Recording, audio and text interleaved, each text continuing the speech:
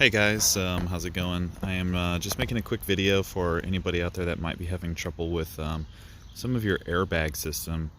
Now, this is my 1996 F150. I believe the airbag module is pretty much the same from like 87 to 96 or 88 to 96. It's the old body style Fords, F150, 250, 350, the Broncos, pretty much all going to be the same. So in this particular model here, it's a 1996 F150 with the XLT package, and then it's four-wheel drive with the auto-locking front hubs. So anyways, if you've had airbag codes, what you'll notice is that you'll actually get a flashing of the airbag symbol here.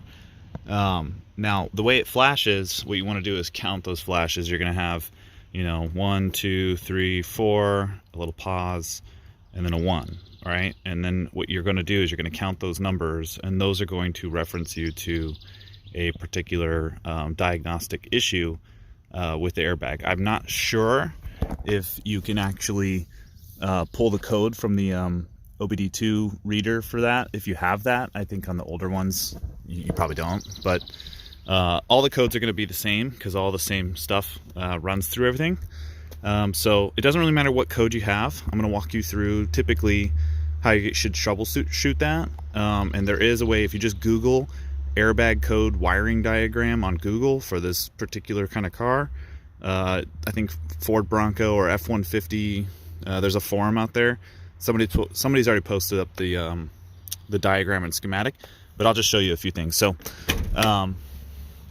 when it comes to this vehicle here, when I first got it, everything seemed to be working fine, but I always had an airbag code and I couldn't get it to go away.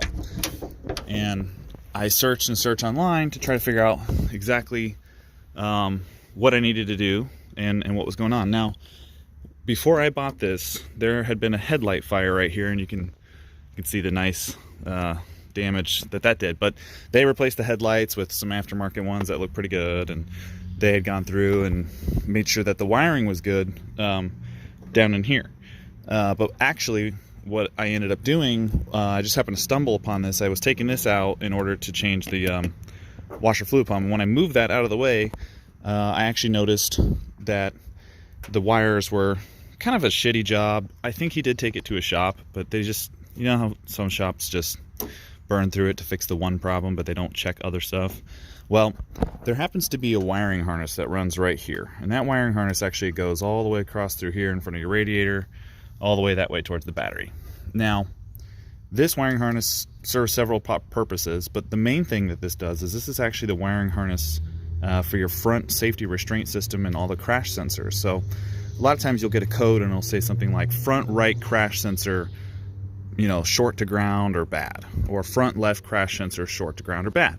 So what you want to do is the first thing you need to do is actually determine, is the front crash sensor bad or do I have a short? So this is your front left crash sensor right here. Somehow I still have the green on my ground bolts here, but this is your front left, and it even says L on it. And then this is your front right, and this says right on it, right? Now it's got a little wiring harness that comes down through here, both of them do, and they swing back around, and they plug into these nice little pigtails here. Now, what you want to do is basically unplug your pigtail, take the harness off, and remove this. It's pretty simple to get off. I don't even think I had to pull this off, but I think it's just a few bolts, and you can just at least get to that. Take this out and look at it, because what happens is in these trucks, the bottom of this sensor actually has kind of just a short little layer of, I don't know, some sort of old silicone or whatever, and it can rust out at the bottom, and once you get rust in there, the computer module in there is shot. It's done. So you'll have to go to a junkyard to buy this, because I don't think you can buy them new anymore. I did go to a junkyard, and I happened to find several different ones. So I picked up a couple for like $5. I started plugging them in, and my problem wouldn't go away. And then I was like, well, this is strange. So then I just kind of gave up on it, but I happened to find the burnt wiring back there, because this actual wiring harness had burn damage. And, you probably won't have a headlight fire or something like I do, but it's always worth a shot to check basically just the vicinity here. The wiring harness itself is probably going to be okay unless you've had some sort of accident or whatever, and it's melted it and been gross. But check here, because these plugs right here, you can get corrosion in here, and then back here on the pigtails, depending on what modifications somebody else before you or whatever happened to have done to it, this might be messed up. And that was actually the case when I took this out and I was searching through the wires. Somebody had wrapped a bunch of electrical tape. I pulled the electrical tape off this, and there was 3 wires, just complete copper, touching each other. So there was already a short to ground there, just the second that was going to happen. So you can even see that this pigtail's a little bit burnt, but the wires are still in good, shape. And I'm not going to bother getting a new one like that. If it fails on me later and I start getting water in here or something like that, then I'll just, make my own little plug system here and go for it. But hey, it runs, it's fine. So this is your wiring harness. Check these, check for grounds. I wouldn't start taking this all the way apart. And then there's not anything that runs back over there. The cable system I have going on is just a whole different little custom thing that I've got.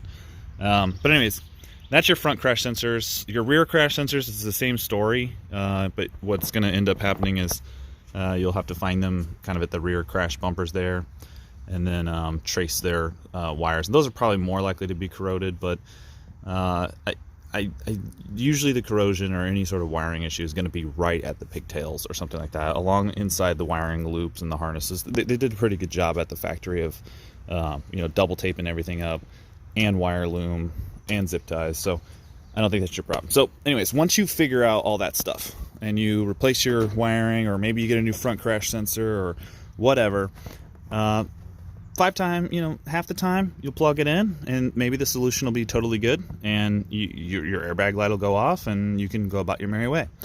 A lot of times what happened to me is I fixed my wiring issue over there, and then I fixed the wiring issue over here. And so I got rid of 2 codes, and then I started getting another code. And then finally the last code I got was I believe a 5.1 code, which basically talks about the thermal fuse. Now there's a fuse, and I'm going to show you guys how to fix that, because it's apparently a non-serviceable fuse. You're not supposed to mess with it. So what you want to do is, if you start getting a 5.1 code, is you're going to unplug your battery. That's why I have mine off, so I can't do anything to show you guys like codes or anything, but unplug your battery, get rid of it, wait about 15-20 minutes just so that like any capacitors and anything that maybe has a residual power reserve is dead. And then underneath here you're gonna see a blue box, and it attaches right here. Okay, it's pretty simple screws. I think let me look, I'll tell you what they are. 7mm for me, so a little 7mm. It's probably a standard size somewhere else, but there's a blue box in here. You're just gonna unbolt that, and then you're gonna unplug it from the harness here, and you just leave that alone. Now again, you might want to check these too if you have some sort of crazy water damage in your vehicle. Just make sure you're not shorting out here. Check your plug connectors, just make sure they're not green or anything like that. And these ones happen to be fine. So once you get your computer out, see if I can let this focus. Sorry guys, I'm trying to get you some good footage here. Once you get your computer out, we're gonna go inside here to my dining room table, just because I have everything kind of all set up, and I'll tell you what parts you need to get. So again, that computer is gonna come out, you unplug it, be gentle with it. It's 20-30 years old by now, so the nicer you can be, the better. Hey dog. Anyways, all right guys, so this is what your computer is going to look like. Now, as you can see, I've got my little soldering station kind of set up here. I've already started letting this get hot, because I'm going to try to do this in one take with y'all. So this is your computer. Thankfully it's made in Canada, so maybe the quality is a little better. And you can see basically the condition that it's in. Now it's wrapped in this weird clear tape. I just kind of broke the tape along the way. I think that's probably just a factory seal to make sure you didn't tamper with it. Now what you want to do is you want to make sure you have fixed all the other ground problems, all the wiring issues, all the sensors, anything that could cause a problem before you fuck with this. Because as soon as you change what I'm going to show you, and if you have a problem, you're just going to end up doing this again, because it's going to happen again. Now, let's see if I can pull this all off. Now, here's what the circuit board actually looks like. Okay? It's a pretty little interesting, nifty thing. Now, yours is probably going to have one slight difference before you get to this step. There's going to be this little plastic kind of gray and white box or black box just around it. It's clipped over. All it does is protect this system right here. You're going to want to open that up just real gentle. I was able to do it with my fingernails and just kind of pick at it, and I got it open. Now, what you'll see is you have two things right here. This bottom one back here is a thermal resistor. Now, this, whenever you have a faulty ground system and you have a signal sent to this computer, basically this is your final fail-safe. What happens is this gets really, really hot in order to melt and cause this fuse here to burn out. This is a thermal fuse and this is a thermal resistor.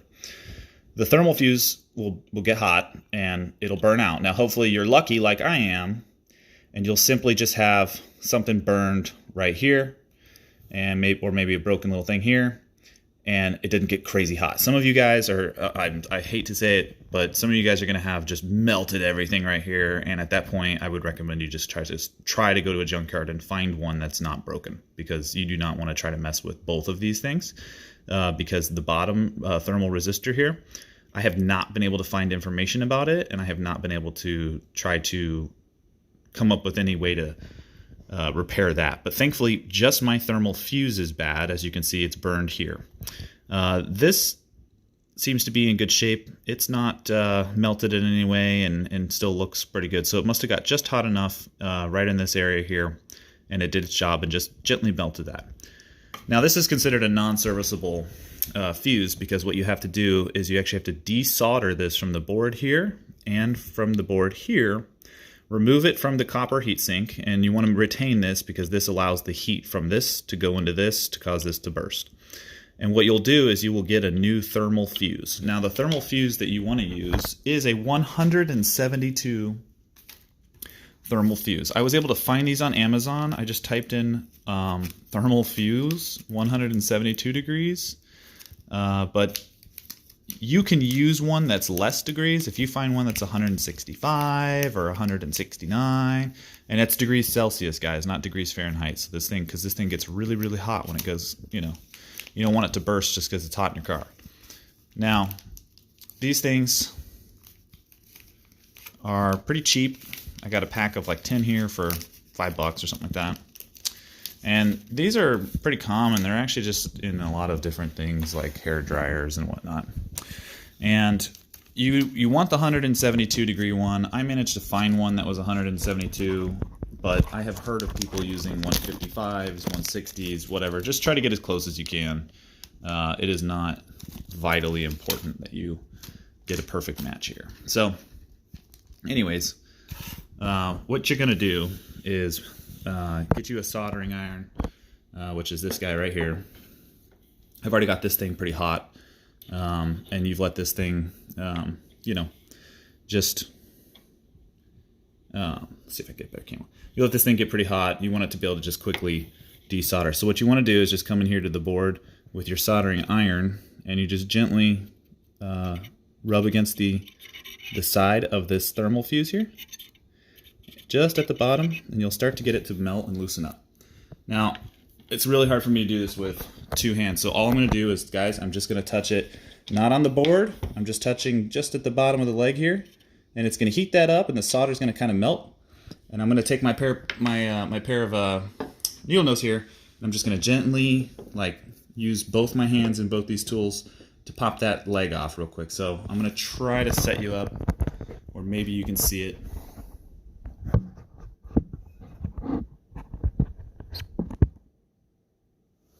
Just let me check real quick.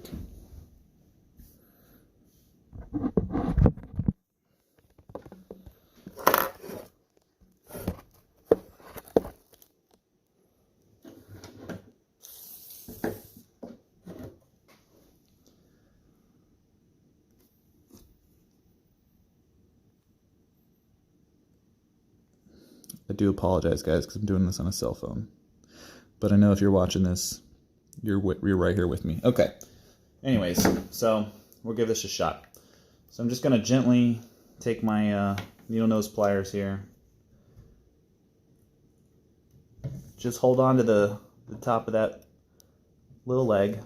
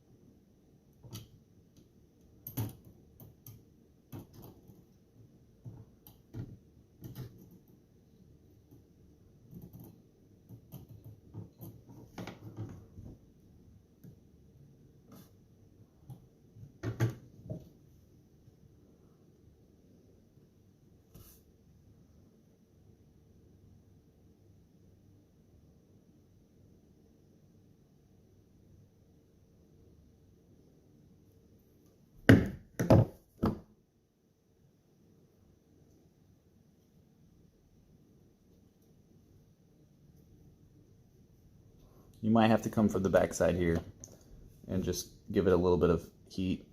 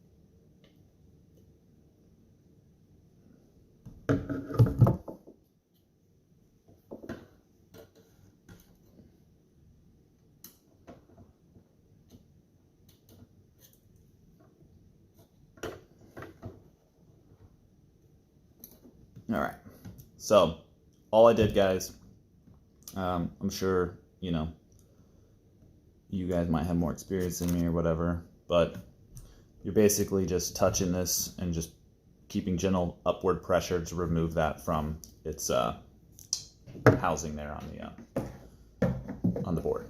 Now, what we want to do is we want to replace this with a new, Jesus Christ, I don't want this falling off.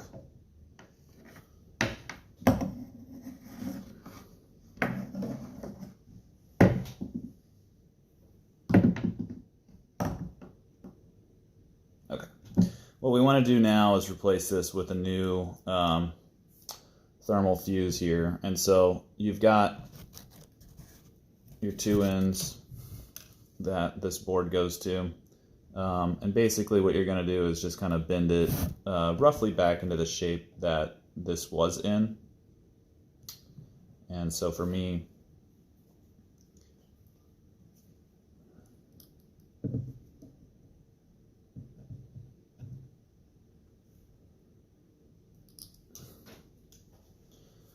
For me, it's like that. And they're pretty easy to bend by hand, but try to get a nice corner on it. It'll help you out.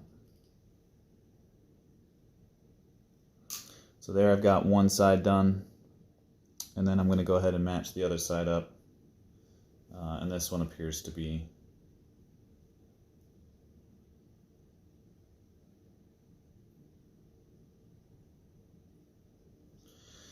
pretty close. Yep, that looks just about right. And then what I'm going to do is I'm going to go ahead and clip off the excess here and just kind of make them equal. That way there's not a whole bunch of overlap. We don't want to deal with too much excess. So, but don't over trim it. You can trim it on the back side of the board and just kind of get it where you need it.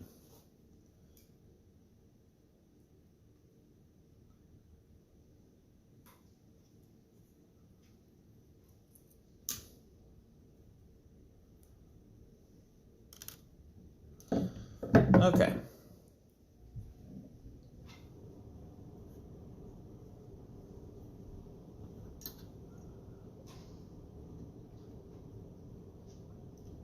All right.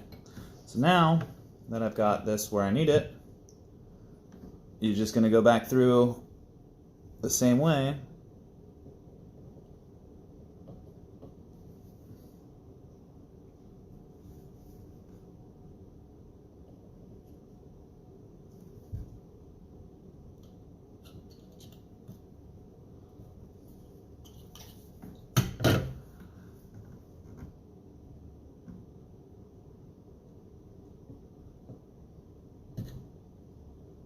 And just kind of push it in there until you get it through.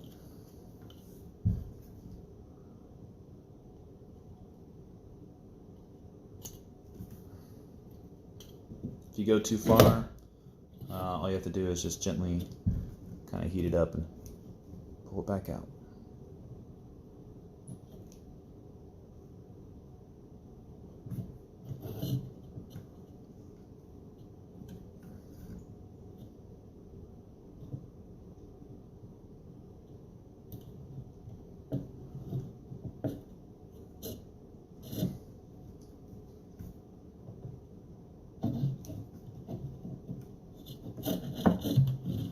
And all I'm trying to do here, guys, is just realign it so that my second foot process here can go through nicely. There we go. So take a little bit of play, but you just want to get it nice and succinctly matched up as close as you can to the original. And then go ahead and kind of bend your next foot process over. And again, it's really simple. You're just touching the circuit board where the solder is. You don't really need much more. You're not going to probably need any more solder because this has got enough.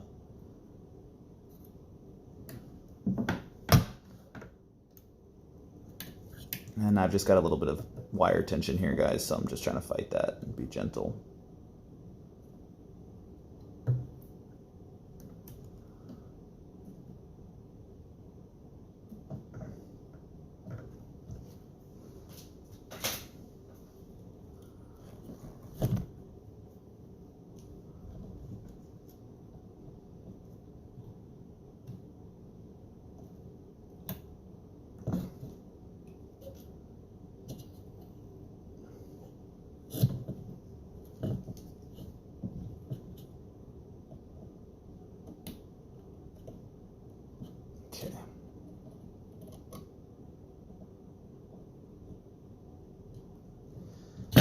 All right, so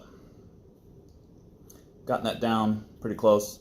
Now what you want to do is once you've seated everything that you needed to seat, you want to gently bring that fuse back down to touch the thermal resistor as best as you can, because you still want to try to retain your safety breakout mechanism here.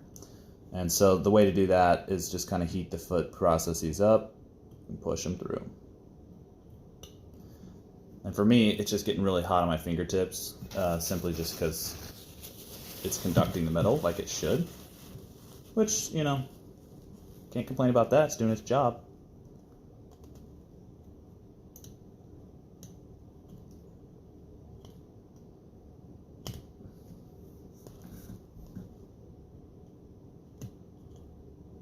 I'm just kind of going one side at a time, pushing through, pushing through.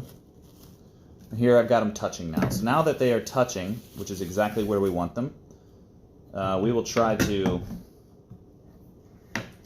go ahead and let me just unplug this stuff, give you a better view.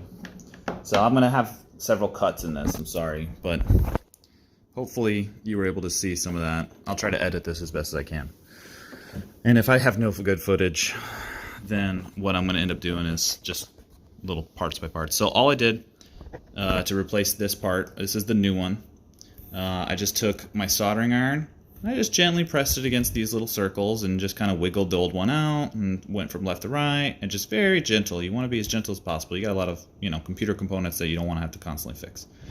And then I put the new one in, and I made sure now these two are touching. They are just happy. They're kissing each other right now, okay? They're old friends, okay? You want them touching. Now, I'm not sure I'll be able to retain. There's a little copper heatsink here. I'm going to try my best to redo that, or at least get it connected in some way, because you want the heat from these two to definitely conduct. So I might move the copper washer between these two right here. Obviously, it's best in the middle, but this was conducting really well with just the soldering iron, so it should be okay. So right now I'm going to just try to fit this on there, and if I can get it on with a good snap, then that's it. That's the repair. Once you're done, if you can, use your little black cover thing to snap them back. If you can't, it's an old car, it's an old computer. You weren't supposed to service this, so at least it'll get you back on the road without airbag lights. Again, thank you guys for watching my channel, and I'm going to try to cut this down as much as possible. Right now I'm filming at like 30 minutes, so just didn't see a lot of this information out there. And then, yeah. Like, subscribe, whatever. I always do Ford videos or Mustang videos or gun videos of some sort. So hope you guys learned something, or were able to fix your problem, or maybe learn some other things about the airbag system so you guys can get rid of these lights and, make it look a little better. Have a good day.